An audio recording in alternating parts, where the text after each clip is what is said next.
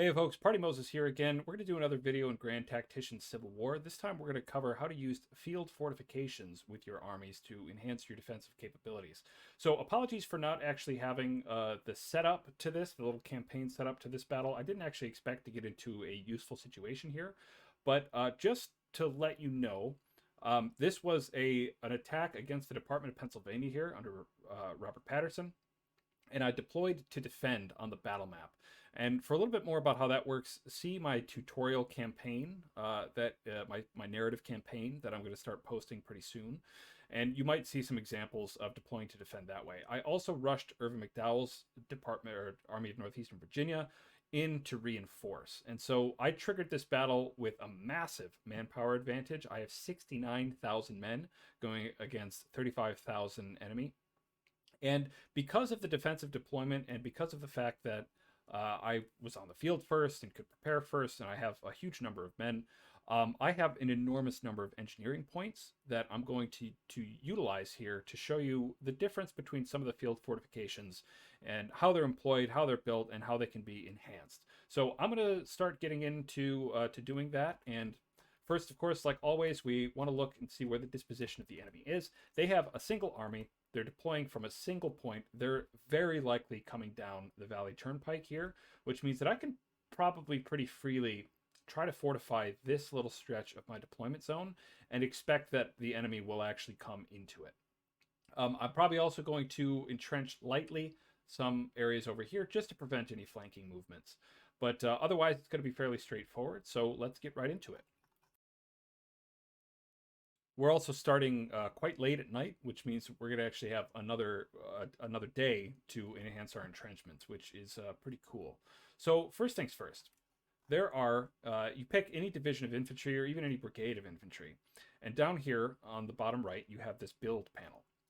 Now you have two options when you're constructing entrenchments on the field. You have breastworks and you have parapets.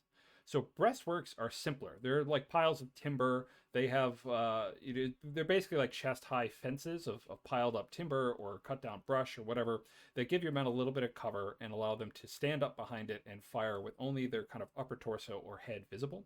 There's also parapets, which are ditches that can also be reinforced. So because we have 48 engineering points, we're going to start building some parapets. Now, this is kind of funky. The way that this works is a little bit odd, right? But we're going to do it anyway. So to start your line of entrenchments here, you want to right click where you want to start the entrenchment and drag. It's important that you go left to right. You want to drag left to right, right click again, and you'll get this outline of your parapet. And then you want to left click on that. Okay. So now we have this parapet, this ditch that's dug in the field. Okay. So this is, we can put our men in there. They will get in the trench and they'll face forward. And they can pretty actively defend from this position. It gives them a lot of good cover and it allows them to fight pretty effectively from there. So I'm going to, once I get my line of entrenchments dug, I'm going to position my men behind it. One or two things when you're thinking about, employing these is you generally want to have these lines dug in a straight line or in a shallow sort of concave, whatever the position is. You want the curve to be inward toward your line, not outward toward the enemy line.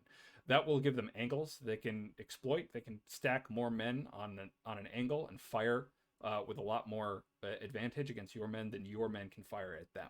So you want to have it as flat as possible, or you want it to be curved inward toward your side, just so that you're aware.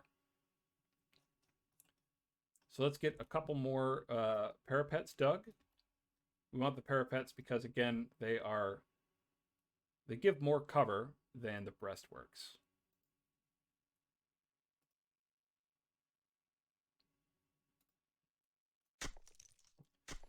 Okay, a couple lines there, and we'll do one more over here near this fence.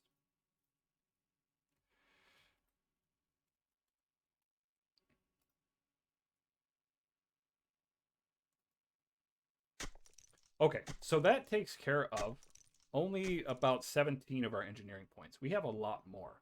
So there's a lot more that we can do, right? So we could, if we wanted to, put some fences up over here, um, attach some breastworks to this fence line. There's a number of other things that we can do. But for right now, what I want to do is go into the build parapet thing. And I want to just click on this line of parapets, or right click on this line of parapets. And you can see we added a breastwork on top of it.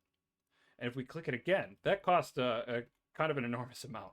If we click it again, we actually have a line of abatis put out in front of the line. So like I said earlier, it's really important that you actually drag left to right facing the enemy. Because if you drag right to left, you're going to actually turn the parapet around and face your own lines. And if you dig these entrenchments, these improvements here, they'll be facing your lines, not the enemy lines. So it's really important that you actually do that. I'm only going to upgrade this one line here. But for right now, I'm going to switch over and start deploying my infantry.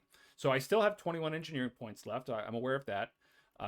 But right now, I have these lines kind of simply laid out here. I'm going to emplace my men. I'm going to start the battle, and I would be surprised if we get any real amount of fighting before nighttime comes. So we'll see. So I'm going to zip this forward a little bit. I'm going to speed up time and deploy my men, and I'll be back to you after the jump.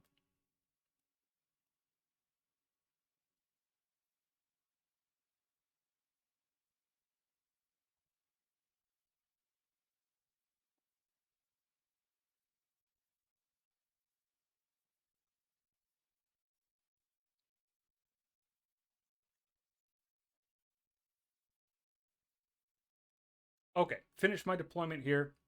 Just for now, you can see this is kind of a big mess between, I've got two different armies trying to coordinate here, and I've got my lines staffed up. I really wouldn't be surprised if the enemy try to do some sort of flanking run, but I've got plenty of reserves over here that I can shift around if I need to. In any case, I'm going to start the battle, and I'm going to deploy some skirmishers. As you see, I don't have any cavalry at all. Deploy some skirmishers and go and see where the enemy might be coming from.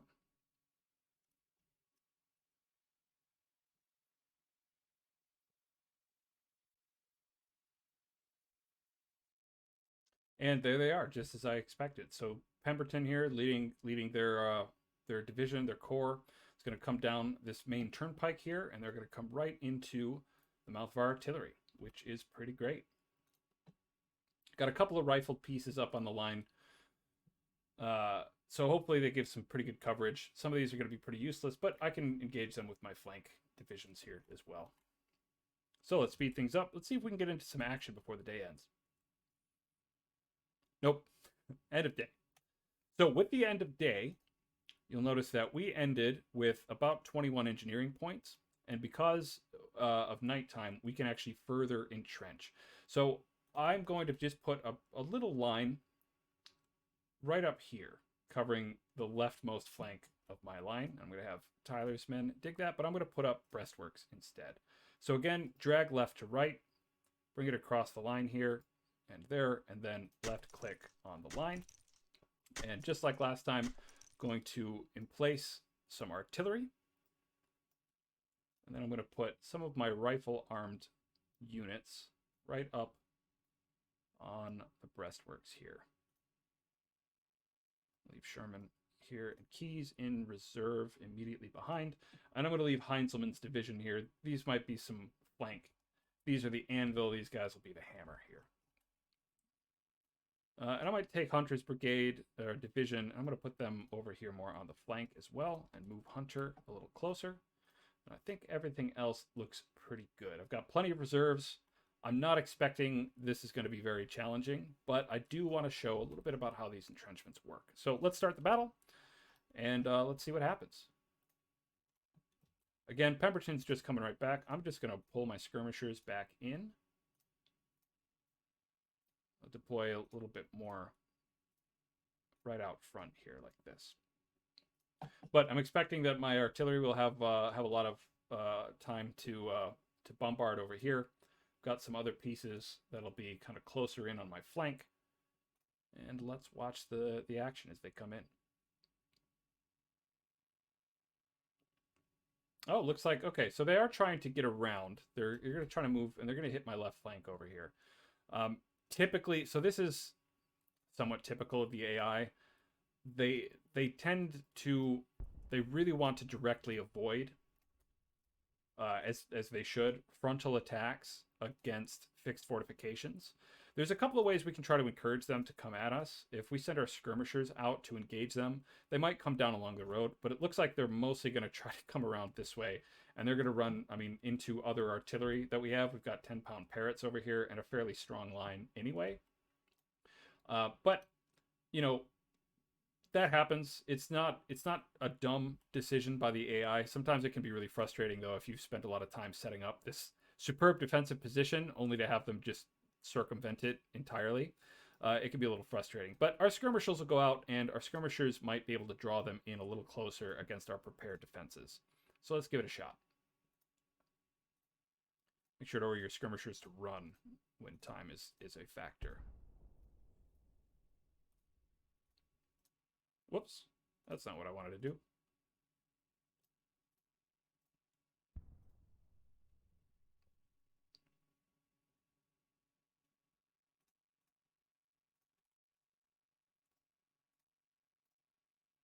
So you can see as soon as my skirmishers start to kind of hit them, they start thinking about their deployment a little bit more, which is exactly what I want. Now, ideally, this would all happen in range of my artillery. And I do have some artillery firing a little bit against some of their men, which is great.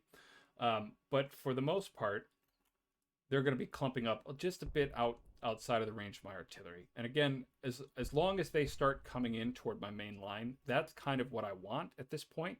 So we'll see what happens. Here we go. Skirmishers starting to engage. And as these guys start getting hammered, I'm going to start bringing them in toward my main line. But I also want to look over here at Pemberton's brigade and see how my artillery are doing against them. They look okay. My 3-inch ordnance rifle over here actually has a perk. So I've given skilled laying.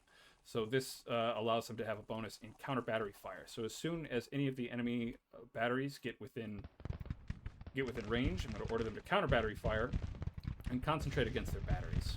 In the meantime, I'm going to be, again, pretty aggressive with my skirmishers here. Looks like we've also got one of their divisions probably trying to head over to my right flank. And again, I welcome them. I've got the inside lane over here. I can dispatch all sorts of reinforcements pretty much anywhere I need to go.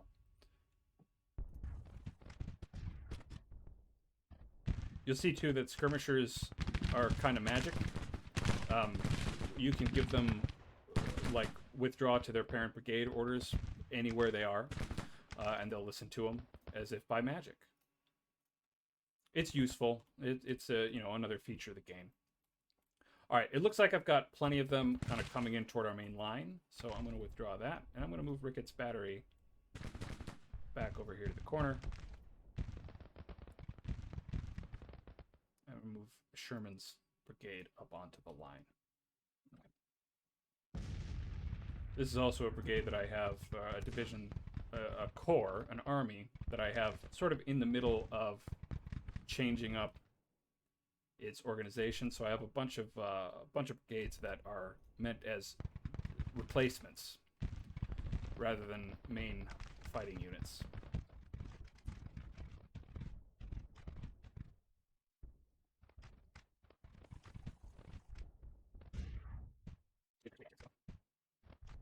So you can see as well, I know we talked a little bit about cover in some earlier videos, but you can see here that the creek bed actually gives a little bit of cover, yellow cover, which is not as good as breastwork and definitely not as good as parapet cover, but it's cover and it works and it's still pretty good.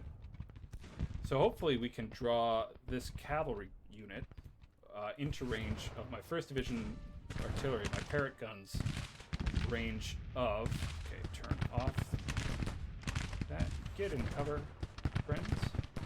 I want to get them into range of my canister shot. As soon as they are, I'm actually going to give them orders to fire directly at this brigade here and pull my skirmishers back in so they have clear line of fire. Again, please excuse the performance of my PC. It is not the greatest.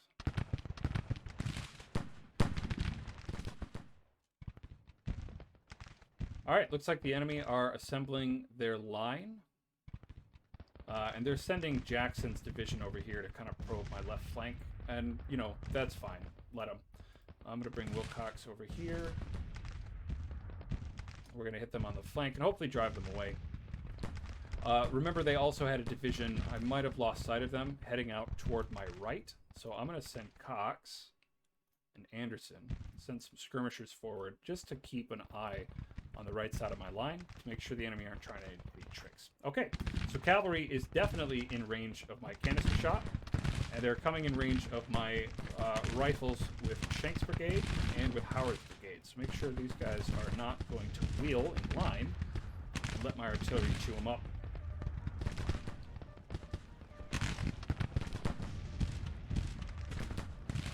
But actually, I am going to turn them. And you can see the horses falling there. So they might actually very well take my guns here. If they do, they'll definitely lose their cavalry. And it's something that happens. Again, the enemy are not terribly clever. They're not very smart. And they will madly sacrifice their men to take the guns, which it looks like they're doing. And there's not really much you can do about it except just try to get as much DPS on them as they're making that charge as possible. And you see the massive debuffs that I get from being attacked by artillery here. This is, like, again, massively frustrating. That should not have worked. It's just something that the game you'll see pretty frequently in the game. And again, you drive them off immediately right after that. So it sucks, and I've lost a good crew. But I can also send detachments of my infantry to man those guns again. So that's what I'm going to do. And we've at least broken one of their stronger units, their pieces of their cavalry there. It's not the end of the world. It can be extremely frustrating though.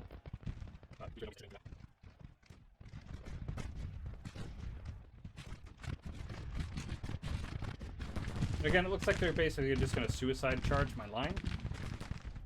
So I'm just going to bring all my reserves up. And I'm going to send Wilcox in to threaten their flank.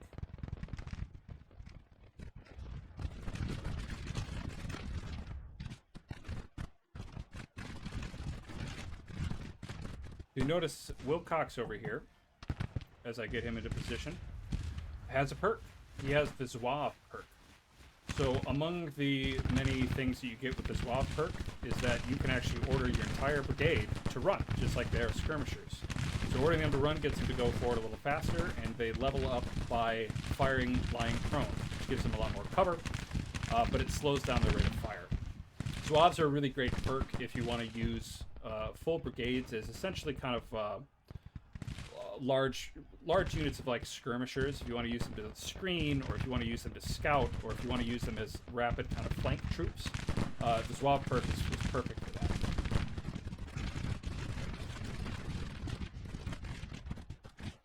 Genuinely, taking fairly light casualties so far, about 300 from this 3rd Brigade under Oliver Howard, and that's, you know, that's unfortunate, but it'll happen. And I'm dishing out a lot more punishment than otherwise.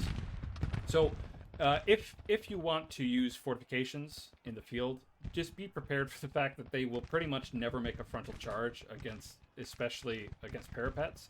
They will always try to work around to your flanks. So just be aware of that and be ready for it. Again, post strong detachments on your flanks, and just be prepared to start shuffling around any of your reserves that you keep back behind, because they will genuinely, and I think, you know, purposefully and, you know, smartly, try to find a flank attack rather than to come straight into your lines. One reason that I don't very often actually use field entrenchments. I don't think they're really worth it. But that's mostly because I tend to be extremely assertive with my maneuvers on the field.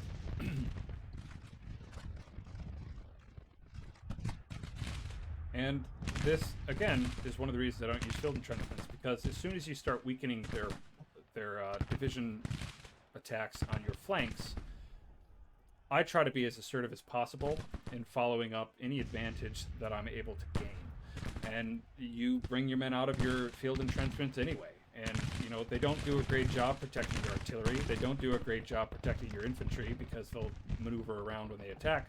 And the enemy are always going to try a flank. So unless you have your flanks anchored, right? If I could have put a line of entrenchments along a thicker creek that can only be crossed by bridges and engage that way, they're always going to try to find your flank and work around it, as they should. So I don't find it that terribly useful. Of course, that's my opinion.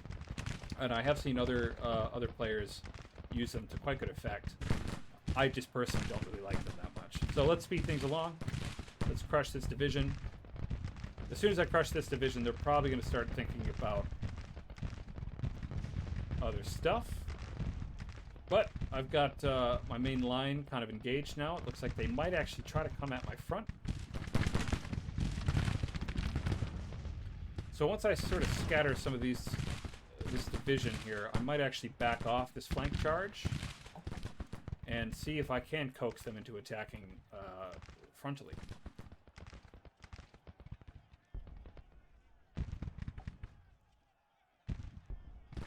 Doesn't look like they have sent men around on my right.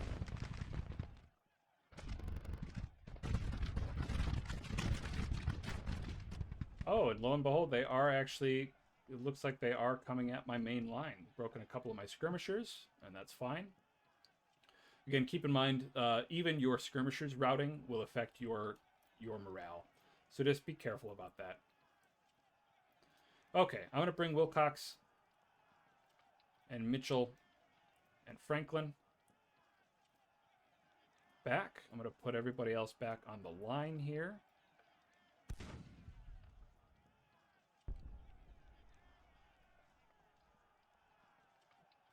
Because I want to encourage this attack on my center.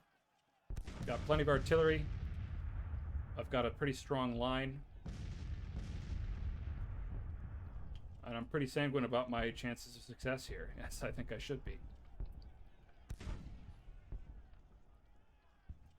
Nagley over here. So one of the reasons to deploy skirmishers, even if you don't expect them to do any fighting, is because it gives you vision. It might be worth the morale hit every now and again just to have some skirmishers out in the field just so that you can actually see everybody maneuvering around.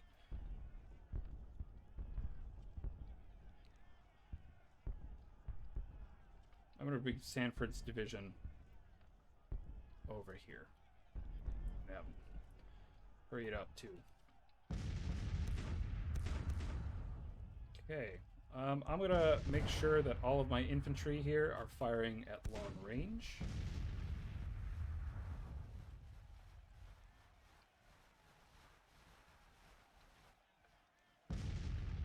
Not necessarily because I expect to inflict a lot of casualties with my rifles, but because, or at long range with my rifles, but because a lot of times the AI will sort of stagger once they've received a volley. And if they do that, then you've got more time for your artillery to hit them. And you can help to scatter the skirmishers a little bit.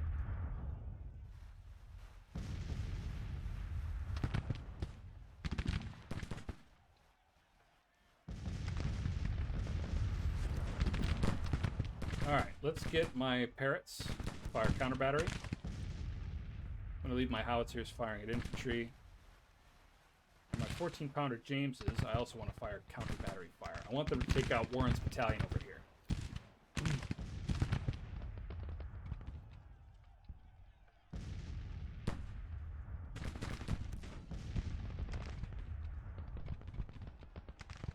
It looks like they're just barely in range to also fire at Warren's battalion. So I'm going to have my 3-inch ordnance rifles also fire counter battery.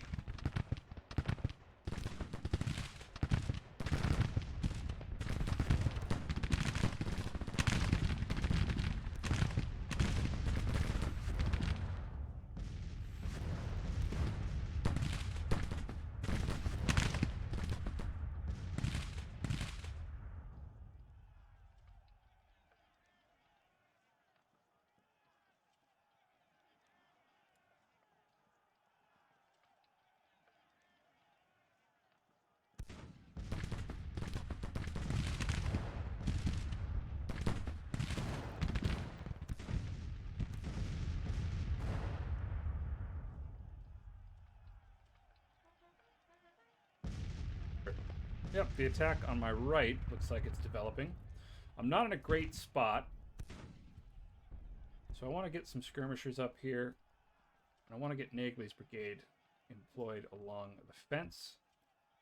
And this is exactly why I rushed up my reserve division over here, because I knew that this flank attack was going to be coming in here, and I've got this weird little gap in my line.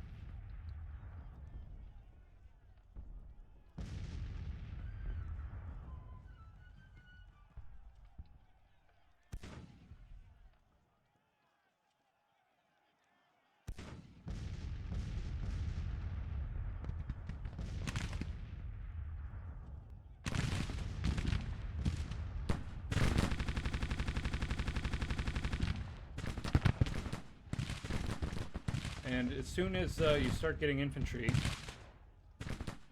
coming in against you, you should turn your guns back onto firing at will, because you want them to concentrate on this cavalry charge rather than the guns at this point. It looks like they have been snagged up by my abatis, so they can't actually charge, and now they're deploying dismounting to engage my men, which is going to allow my infantry to cut them up pretty bad.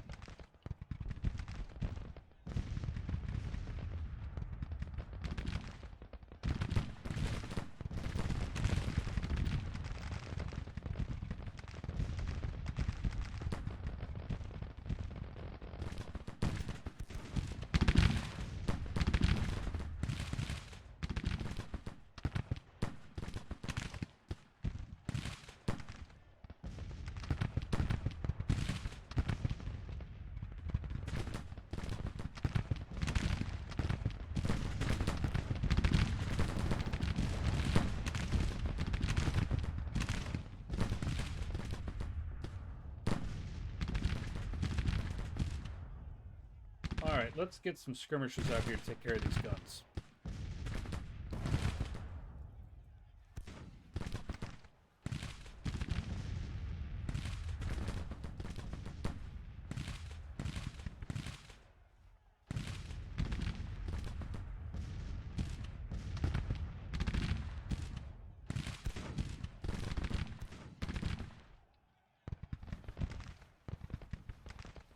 You can see that my divisions over here, my brigades over here, are poorly armed. So I have to sort of surrender the initiative to the enemy a little bit.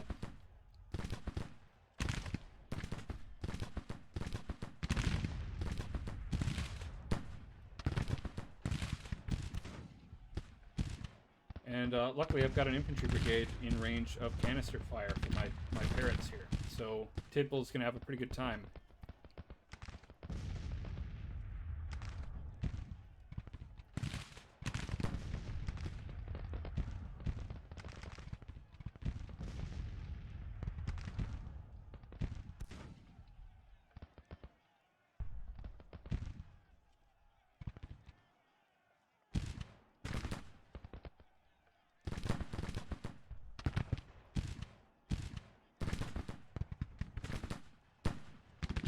Driven away their guns. They're sending a detachment over to take them over, which is fine.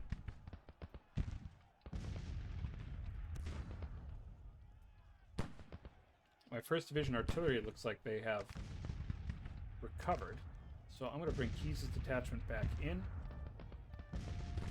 I'm going to order their men to get back on their guns.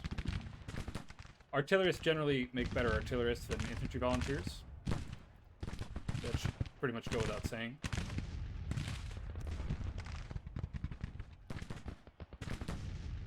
You know, now that they're outside canister range, I'm going to order bombardment against this clump of Secesh over here.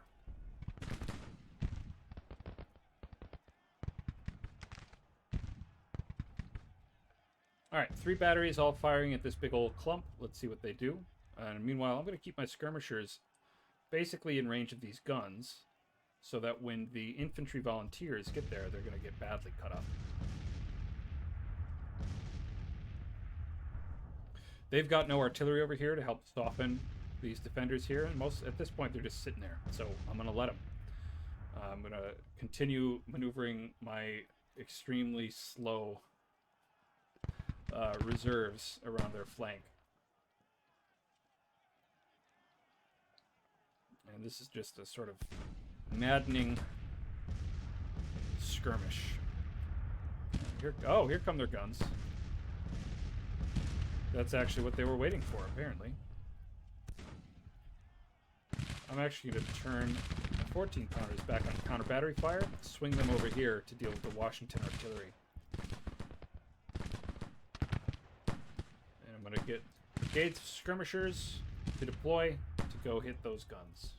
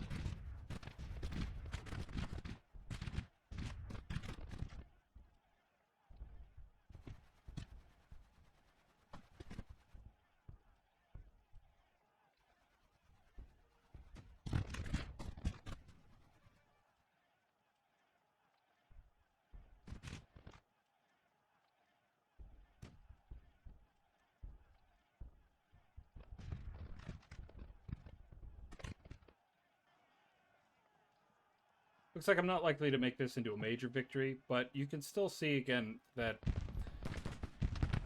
to a certain extent, using fixed fortifications on the field can make a big difference in how the battle plays out. Both in, you kind of saw how intelligently the AI shifts around. They try to find weak points and probe, and this digging entrenchments might actually be a way to help kind of delay any action until reinforcements arrive on the battlefield. Or it can be a way to plug up choke points, or to even divert enemies into attacking a place where you're sort of preparing an ambush, something like that. So I don't find them particularly useful necessarily, but that doesn't mean that you all shouldn't experiment with them and try to see how well you can handle them on the field. I think it's an interesting part of the game. I think it exposes a somewhat clever AI every now and again, but for the most part, that's basically how you use them. And again, the real trick is click and drag left to right facing the enemy, which will put them in the correct facing. You can also upgrade them on the field for various effects, and generally, although they're more expensive in terms of your engineering points, parapets give more cover than breastworks, but breastworks can be put up a lot faster and might be easier to do when you're deploying when the enemy's actually engaged rather than in a deployment phase. But that's that. I'm going to increase this, let the chase go on, and we're going to call it there. So once again, if you have any questions about any of the elements of fighting a battle or running a campaign in Grand Tactician Total War, Grand Tactician Civil War, feel free to leave a comment here, ask any questions you might have, or go ahead and send me a message or ask a question to me on Reddit. Otherwise, thanks a lot for tuning in. Hope to see you next time, and thanks a lot. I just wanted to make sure that I got this end screen for everybody. I want to make sure everybody actually sees sort of what happened. So again, this says it's a major victory. If I were playing the way that I normally do, is very assertive, I probably would have inflicted a lot more casualties. But as it was, I took out all of their guns, and I inflicted major casualties against not only their infantry, but also their cavalry. So that's a pretty good victory, and I'd be pretty happy with that as a player.